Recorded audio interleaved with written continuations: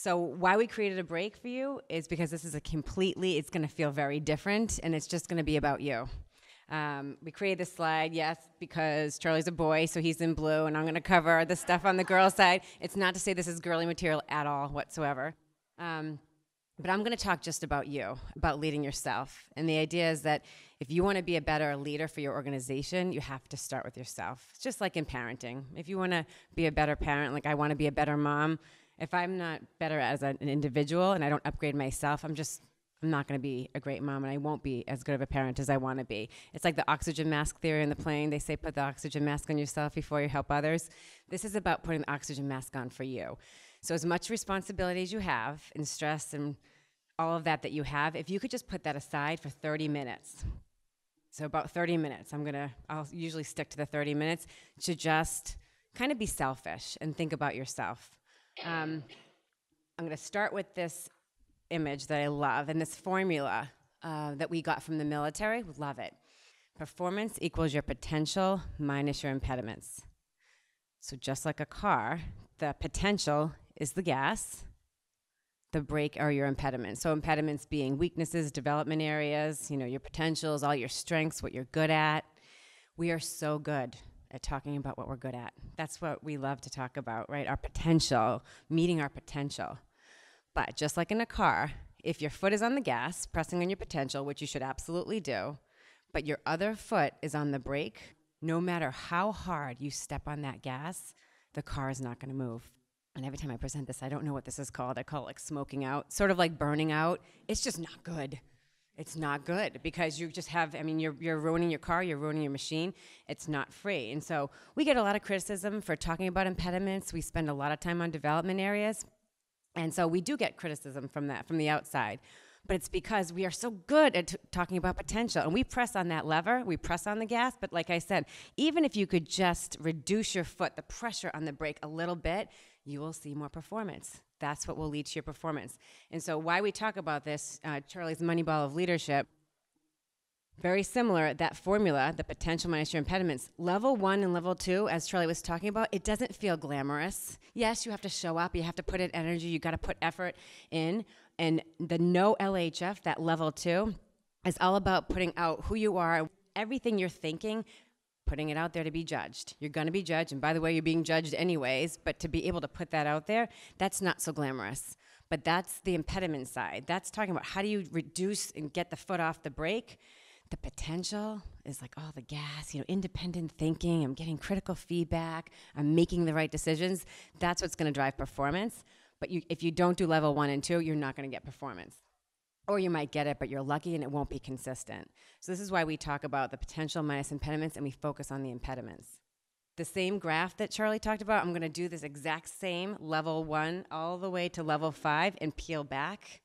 So starting with outcome, if you're killing it and you're getting outcome and you're performing at the highest level you ever have, that's awesome. Congratulations. Keep doing what you're doing and don't listen to any of this. Really, because that means you should leave, you should go do that, you should, I could ruin your performance and the things that you're doing that are working, by all means, that's, I think, obvious.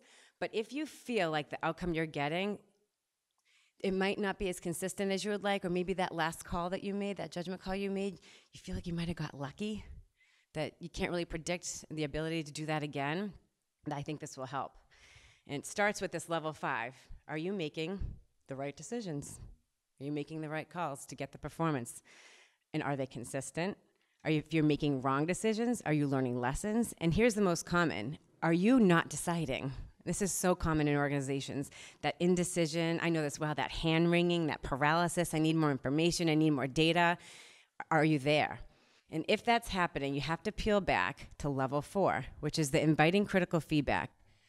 Do you make it easy for other people to tell you the truth? Do you make it easy? I learned this the hard way. For a while, I really did not make this easy.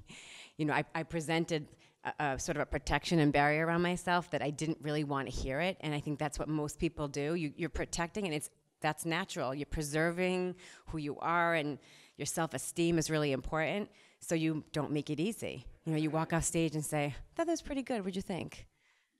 Are you really going to tell, Charlie talked to us, are you really going to tell me what you really think? Or is it going to be soft-pedaled? So are you making it easy for others to tell you the truth is so important, and that is up to you. That is all up to you. The way you say it, and you can't game it. Unfortunately, I've gamed this a little bit, and I don't purposely do it, but I might actually, more in the insecure side, will self-deprecate and say, that wasn't my best. But if the truth is that it was really pretty good, like my best, now I'm asking for coddling. Now I'm asking for somebody to tell me it's actually, no. And that can get really annoying after a while.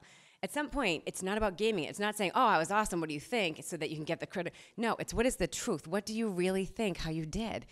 You know, after today, whatever I say to Charlie will give me the reaction that I need to improve. But I can game it. And nobody's doing that purposely, or I should say maliciously, but they are doing it on purpose. It's just deeply buried in. So you have to think about how you ask for that feedback is very critical to the truth that you're going to get. Are you making it easy? And if you're not making it easy for others to tell you the truth, you have to first think about level 3, which is the independent thought that you're putting out there. Are you putting out a point of view? So if you're not really getting critical feedback, are you not then putting out any independent thought? Like you might just be pointing out problems in meetings and thinking, I'm doing pretty awesome. Nobody's giving me any tough feedback. I mean, I asked for it. Nobody's saying anything to me. Well, maybe you're not putting anything out to get feedback on. Because how do you give feedback to somebody who says nothing? Or just maybe asks questions or just points out problems? Like it's really hard to give critical feedback. What are you giving critical feedback on?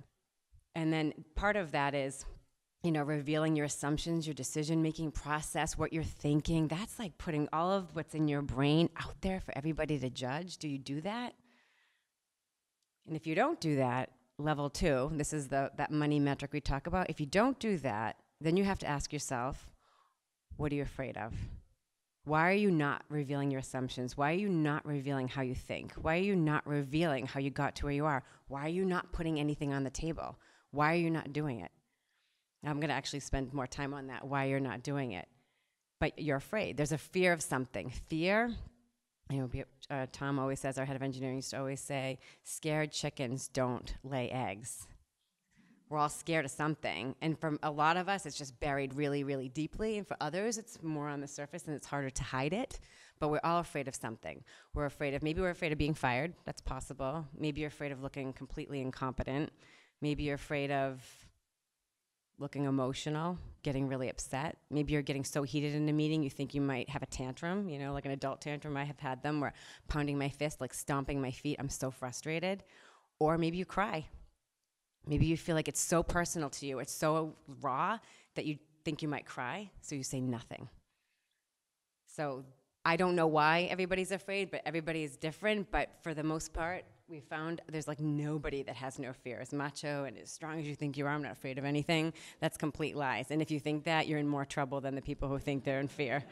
You're burying it. And so then this other piece on level 1 is then thinking, so if you're afraid and you're not putting anything out there, you're afraid of being fired, you're afraid of whatever it might be, looking incompetent, you then have to think, well then, you know, do they care about me? Because if they want me to put myself out there as an organization and put out my fears and challenges and my assumptions and how I operate and everything out there, well, do they even care about me? Like, why should I do that? And so I think this is a common thing that happens in many organizations, which goes back to the care question. You know, do they care about me? You have to care about your employees, but at varying degrees, right? You don't need to spoon feed them. But that is a component that will drive. If your organization doesn't care about you, it's going to be much harder. It's not to say you can't, the no LHF, I mean, that's up to you as an individual to do that. You can put yourself out there or not, whether the organization you feel cares about you or not. But that will actually feed in, that gas element helps.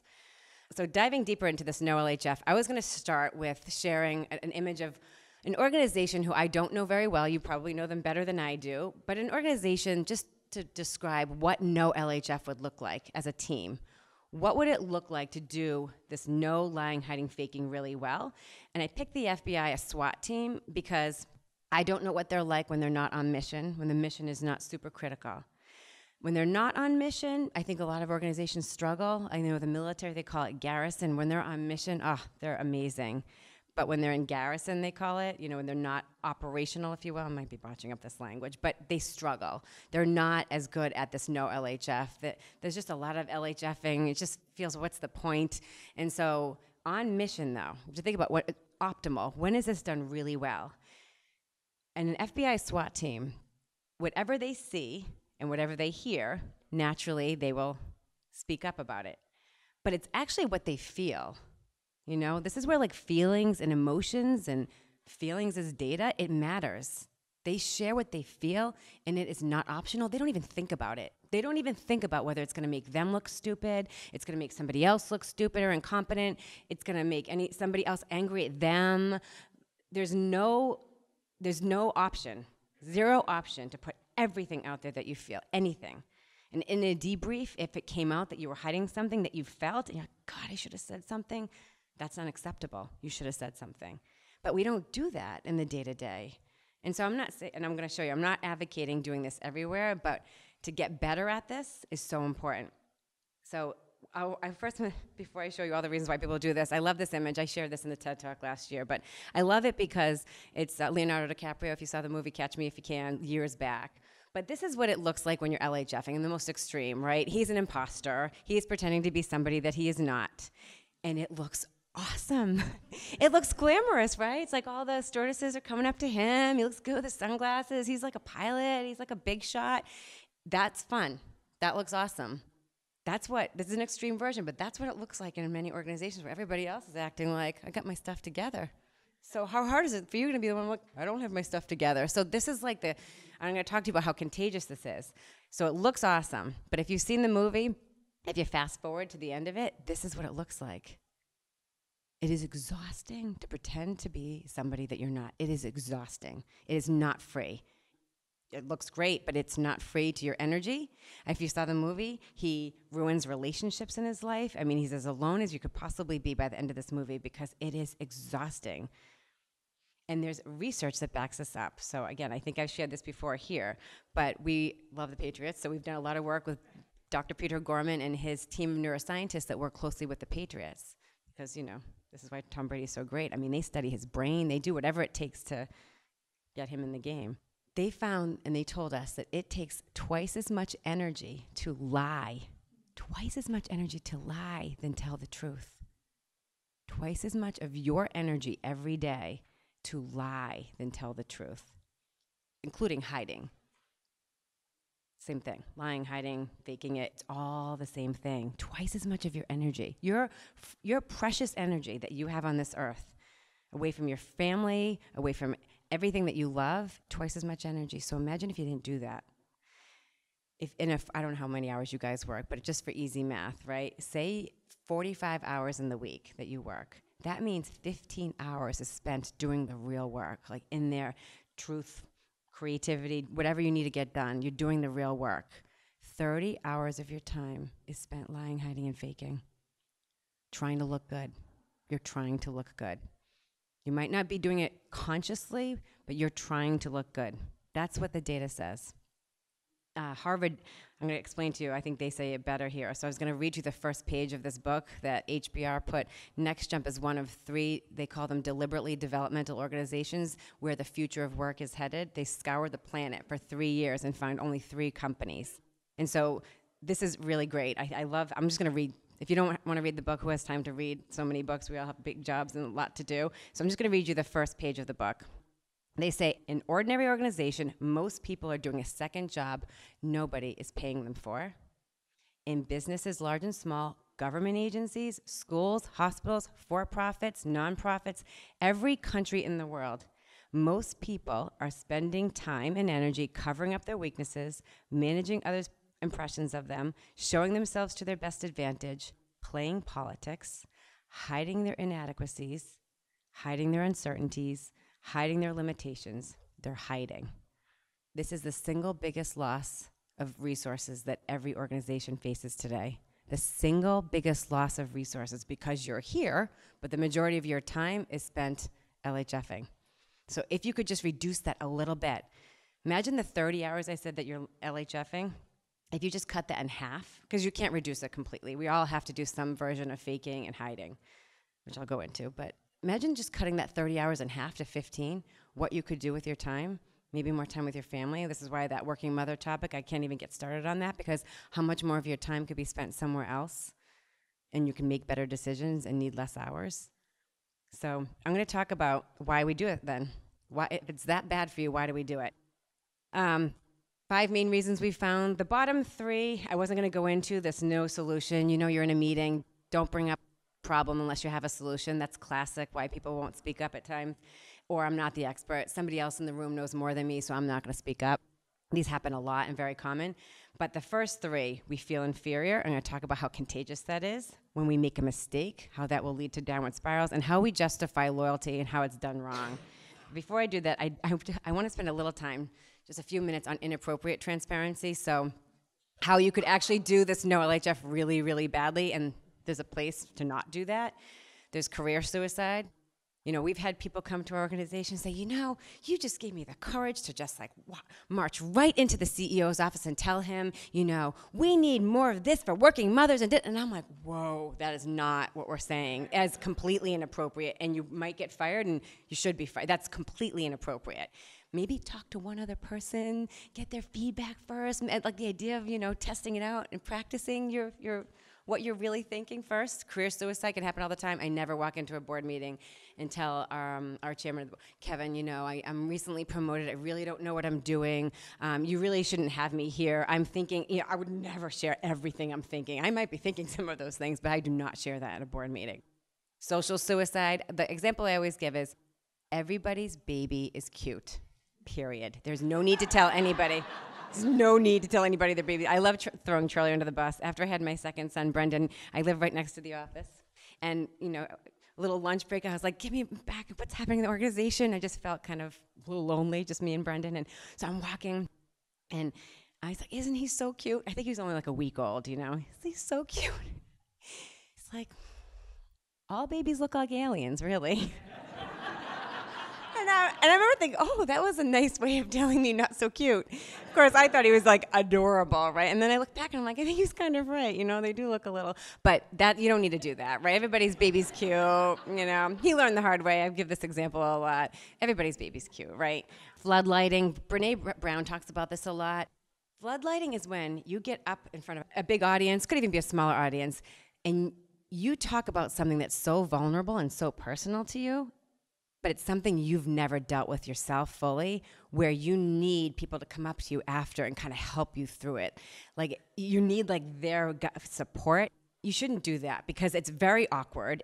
Everybody can feel it. You've probably felt this before in your life where somebody, it's what they call floodlighting. You're trying to get attention. It's kind of the shock value of sharing something with the whole group. That's inappropriate. TMI, the drama grenade, you know, you're sharing something in a meeting and you just roll that right across the table and it's like, you know. So I'm sure you can think in the last week or month of things that happen like that, whether here or at home, and you just don't need to do that. And so, and while you're practicing, you will do that. You will roll drama grenades. I've done it. You will floodlight. You probably will do some social suicide, maybe lose some friends in the process, and you might actually really damage your career. It's totally possible, stepping over the line as you're practicing. So back to why we feel inferior. The first one, why we LHF, is all around inferiority. So I start with this picture because the picture of this little boy, I think we've shared this before, but he should look really happy, right? Kids actually have a very hard time really hard time LHFing. They have no filter. They're a great example of what we as adults should do. It'd be great if we could just not hide how we really feel. He cannot hide it. He's not happy. But why is he not happy? He's got a popsicle. It's a hot day. It's because he's looking at this. Her ice cream cone looks so much better than his. He's so jealous. He feels inferior. His popsicle is inferior to her ice cream cone. And I know this is funny because it's a child, but this happens in organizations all the time. Think about a meeting. I'll use myself as an example. In our leadership team for years in the organization, with what we have, our strat team is our most senior leadership team. And so it was 5 of us reporting directly into Charlie. And Charlie would say, is that clear? After an hour of strategy, he's very smart, really fast-paced. Is that clear? You might start with Tom, and Tom would go, yeah, crystal, clear. Go to Greg, yeah, I got it, Charlie, I got it. What about you, Robert? Makes sense, it's good, I think I got it. Then you get to me, and I'm thinking, I have no idea what was just talked about. Like, I maybe missed 50% of it. Like, you lost me a half an hour ago. You actually lost me a half an hour ago. And what am I doing that second half an hour? oh my God, I don't understand what he's talking about. Oh my God, everybody else seems to understand what they're writing it down. They're nodding. They look like they know. They're sitting back. They look really confident. Am I going to be the one to be like, I don't know what we're talking about? So I would lie. I would say, yeah, you know, I'd be a little more sheepish about it. Like, I think I got it. And I would leave and go to my office and just, I have no idea what to do. I turned over teams multiple times. I ran our biggest revenue unit for years. I turned that team over, I think, 3 times in 5 years. It was so painful. I hurt myself. I hurt our team. I hurt our organization. It was awful. But I would do it because I didn't want to look inferior to the rest of the group. How stupid. But think about how crazy that is. Not stupid. I mean, it's part of who we... But it's so contagious. If one person had just said, you know what, Charlie, can you back up for a second? I'm not sure I caught that. It might have given me permission to do that. So in our organization, I definitely started that trend because at some point I was like, this is exhausting. Not only I'm miserable, I can't get the job done. What's the point? But this happens all the time, and it's contagious the other way. Now that I do it, more people feel permission to do it. A few years back in the Olympics, you saw Michael Phelps and the South African, I can't remember his name. This happens all the time. Why we LHF? Because we're watching somebody else succeed, and we feel jealous. We're watching somebody else, and we can't stay in our own lane. If you stay in your own lane, as opposed to watching other people, and you know LHF, and you share what you don't know, and you share everything that you're thinking, you'll actually get ahead. But when you're watching somebody else, it is impossible. I mean, this guy didn't even place. In prior Olympics, he blew by him. He was #1, I think, right?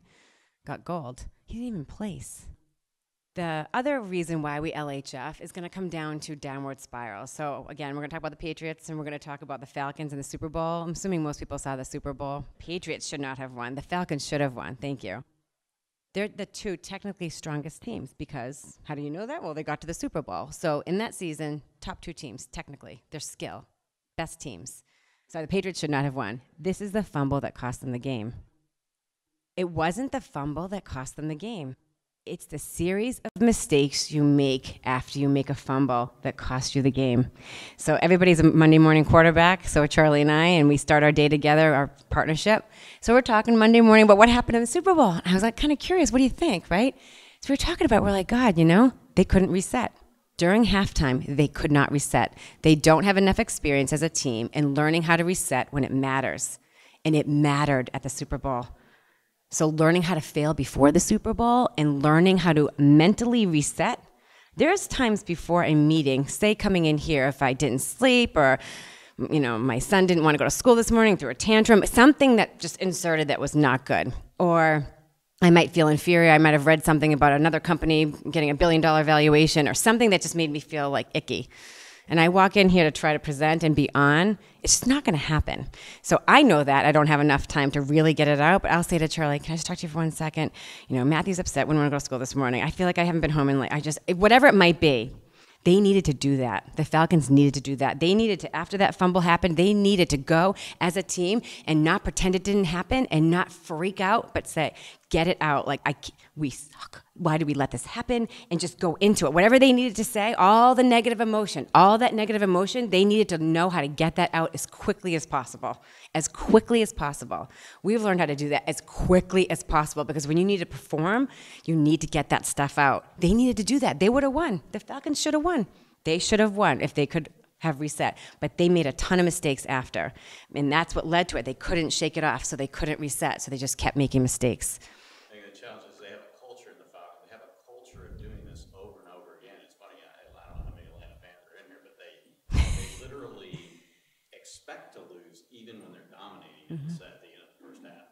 I got a buddy of mine who's a huge Falcon fan. He knew they were going to lose at halftime. Right. How do you know you're going to lose? Well, you prepare for loss, right? You assume, unless you're really arrogant, you're like, oh, we're going to kill this, right? But you assume you're going to. But it's not knowing right at the moment how to do it, how to address it. Huh? Burning off your emotions. They call that in the military because it's like, strong. I'm going to burn off my emotions. If that's what you need to call it that. I'm going to burn off my emotions. So I'm going to show you what this looks like in careers.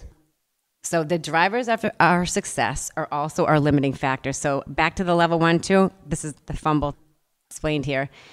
Here's what happens in your career, just like that fumble. When you're a junior, your effort gets you noticed, and it gives you the opportunity to get promoted, right? That's the gas. But now you're promoted, so you have more responsibility and stress. Now you worry how you look. So if you make a mistake, you're in your head. And that's what happened to the Falcons. They made a mistake. Now they're in their head, and you start LHFing, you start lying, hiding. Emotionally, you don't want to talk about it. You're like, this didn't happen. You're in denial. But this is what's crazy. This turns physical. Your emotional hiding will quickly turn into physical hiding. You don't really want to show up anymore. You don't want to maybe go to the meetings you used to go to that might be optional. Maybe you don't go. We have employees. This is crazy. We have a lot of columns in our office in New York. We have employees who, in our end of the week, we have this event called Coronitas where we celebrate the servant leaders in our company. Well, they'll like stand behind a column. It's like, do you want to be here or not be here? Well, they want to be here, and they kind of know it's important because gas is what gets you noticed. Being there, being present, showing up, effort.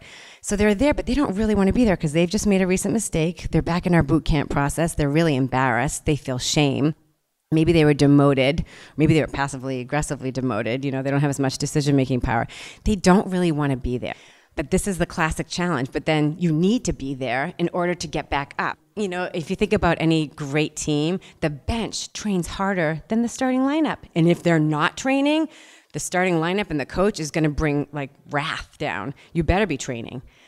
But they stop training. Then they start hiding. Mentally, emotionally, and physically, they hide. And this is why they can't get out of that rut, that downward spiral in their career.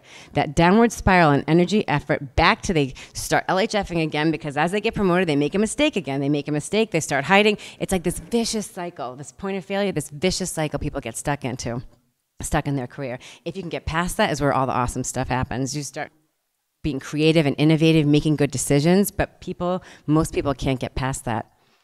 This is the third example I wanted to share around why we LHF. We went to Whidbey Island a few months ago in February. It's one of the best naval bases in the country, and had this really cool opportunity to learn from them. They had come to our academy months prior and brought us out to see what they do, and clearly we're the first group to do it because we watched fighter jets go right over our head. It was so not safe, but it was awesome. Not safe, but really, really fun. But they told us a story that resonated, and I wanted to share it because it was the best example I can think of to share around loyalty, of why we LHF. So here's the example. This is an aircraft carrier with jets on it. Might botch this up if anybody's been in the Navy. But the screwdriver example, so what happens is if you lose a screwdriver on an aircraft carrier, you know this, they shut everything down. They stop everybody, because if that screwdriver somehow gets into one of the aircraft carriers, it could kill people. So they stop everybody. The most senior people, the most junior people, everybody stop what you're doing. 500 people, everybody's time to find the screwdriver. But the odds of that screwdriver getting into the machinery is very low, but it could kill somebody. You're the guy who lost the screwdriver. You just lost the screwdriver. You can't find it. What are you going to do? The odds of that happening, something bad happening, are so low. What are you going to do? Are you going to say, I lost the screwdriver? I lost the screwdriver, and everybody has to stop what they're doing. My squadron leader, if I say this, because I'm going to look really stupid, but my squadron leader is going to look even more incompetent. And now the whole organization, whatever they call the whole group, platoon, whatever it is going to look really bad. Our unit's going to look really bad. This is going to go all the way up. This is going to look bad. Or do you prioritize country, like saving the world, the country? Protecting everybody? What do you do? Because you're the guy who lost a screwdriver. So I put this in a diagram because where it goes wrong is you are loyal to the wrong person. You're either loyal to yourself. I don't want to look incompetent because I lost the screwdriver. I don't want to look stupid. Or my team and my department, I don't want to make my platoon leader look stupid, incompetent. You shouldn't have done that. Or I don't want the Navy to look bad. Or what are you going to prioritize? And I put that picture of the FBI and the outside enterprise because it's getting to country and mission and how important that is. So I love this example because you're the guy with the screwdriver is what you have to think about. Back to the lying, hiding. So I share this piece because I was just going to go into how do we do this? How do we get better at this? How do you get more of your brain back? How do you get more of your brain back to make better decisions? Because you're using 2/3 of it to lie, hide, and fake. So what do? This red part that I talked about in the LHF, what am I afraid of? You have to start talking about what you're afraid of. So I'm going to tell you how hard this is going to be to untrain hard habits. If you think this is important, if you're stuck a little bit in your career, This is going to be important. This is mission critical to your life, to your career. It might even impact your family because you is you. You come home to a family. So 95% of who you are, by the way, is automatic. Just like brushing your teeth every day, 95% of everything that you do, you don't even have to think about it. There's always that 5% sliver you have to think about it. You might be trying to exercise more, lose weight, read more, feel more grateful, and try and exercise of what am I grateful for every day. Whatever that thing is you're trying to do that's difficult, that's not your automatic, takes willpower. So how do you make more of your automatic? How do you build in talking about the things that hold you back in your life and in your career and just life in general? How do you make that more of your automatic? This is going to be hard. But here's how to think about it. Think about this in chunks of 12 weeks. So we call them in our business, I'm assuming you do quarters, and so in quarters, 12 weeks. So think about the first phase of what happens in making any change to yourself, upgrading yourself. The first part sucks. It's called detox. It's the negative ROI. Anything that you try that is really difficult. I think the best way to think about it is losing weight. If you're trying to lose weight and you start exercising and lifting weights, the first 4 weeks, you feel like you might have hurt yourself. You're lifting weights, you're doing things, and you walk out and you're in pain, physically in pain, and you don't see any result whatsoever. Well, then why? It's really hard to continue. That's why people, New Year's resolutions, it goes for a few weeks, and then everybody drops off because it's so painful and you don't see ROI. But if you keep going past that 4 weeks, the next 4 weeks is the early signals. You start feeling different. Something is changing. Maybe your pants are fitting you a little bit better, the pants test.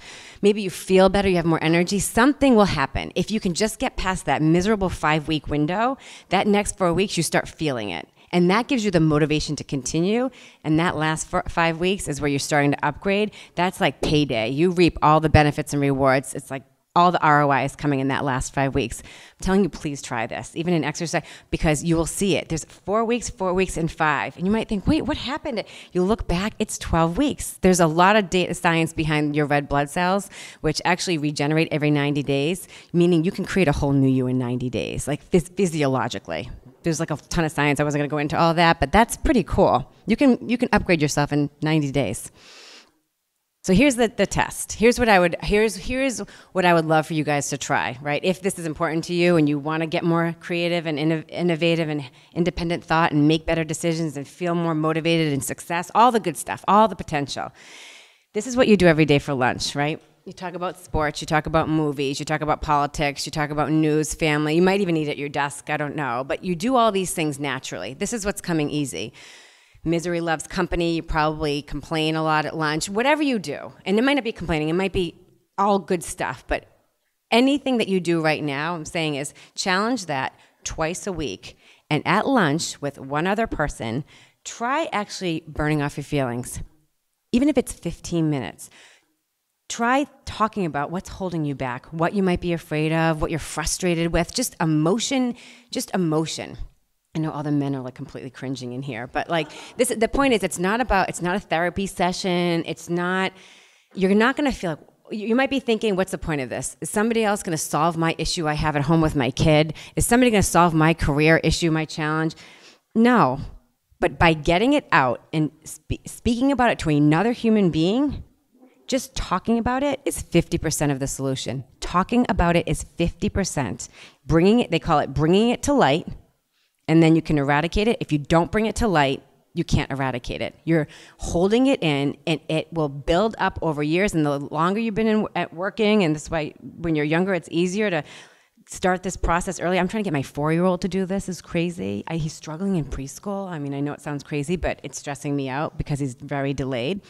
I'm trying to get him to practice talking about his emotions. I mean, he barely speaks. He's speech delayed. I'm trying to get him to practice now. Twice a week, I'm going to try an exercise of what was the best part of your day, what was the worst part of your day, because he's delayed, and I'm like, it's not about technical writing, and that will come. All that technical learning will come if he feels like he can talk about how he feels stupid relative to his other classmates who are getting the alphabet sooner than him, and how his brother Matthew is better at everything, because Matthew is better at everything. He's 7 and you're 4. He hates it. He can't deal with it. He doesn't even know how to talk about it, so he doesn't. So he pretends it doesn't bother him. He's 4. But if he starts practicing this now, I'm thinking, oh my God, then when you're 40, this will be a lot easier. And this is what holds us back, because we feel like it's taboo to talk about it. You don't want to whine and complain. I'm telling you, if you just try this, maybe just try this 3 times. twice a week. Twice a week starts to build a routine and a ritual that can change you. If you do this for 12 weeks, consistently for 12 weeks, just twice a week, you will see change. You will feel better. You will actually start making better decisions. Or you'll be trending in that direction, and that is very motivating. So that's the challenge, and I hope you guys will try this today, ideally.